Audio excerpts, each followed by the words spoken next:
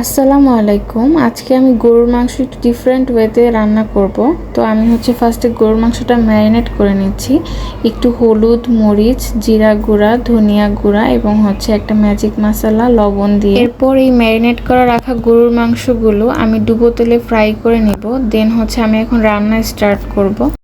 আমি কড়াইতে কিছুটা সরিষার তেল দিয়ে তার মধ্যে পেঁয়াজ এবং গরম মশলা এবং শুকনা মরিচ দিয়ে কিছুক্ষণ ভেজে নিয়েছি। এরপর এর মধ্যে রসুন বাটা, জিরা বাটা, আদা বাটা এবং হলুদ, মরিচ গুঁড়ো, ধনিয়ার গুঁড়ো এবং গরম মশলা বাটা, জয়ফল, জয়ত্রীর গুঁড়ো এগুলো দিয়ে আমি আরও কিছুক্ষণ এটাকে কষিয়ে নিব। এটা ভালোভাবে কষানো হয়ে গেলে এর মধ্যে ভেজে রাখা মাংসগুলো অ্যাড করে দিব। মাংসগুলো দিয়ে আমি আরও কিছুক্ষণ মশলার সাথে ভালো করে এটাকে কষিয়ে নিব এবং এর মধ্যে আমি 2টা আস্ত রসুন দিয়ে দিব। এগুলো দিয়ে আমি আরও কিছুক্ষণ এটাকে কষিয়ে নেব এবং এটা সেদ্ধ হওয়ার জন্য অপেক্ষা করব। যখন এটা সেদ্ধ হয়ে যাবে তখন ভাজা জিরার গুঁড়ো দিয়ে এটাকে চুলা থেকে নামিয়ে নিব। যখন ঝোলটা একদম গাঢ় হয়ে যাবে, ভাত, রুটি, পরোটা, পোলাও, বিরিয়ানি যে কোনো কিছুর সাথে খেতে আউটস্ট্যান্ডিং লাগে।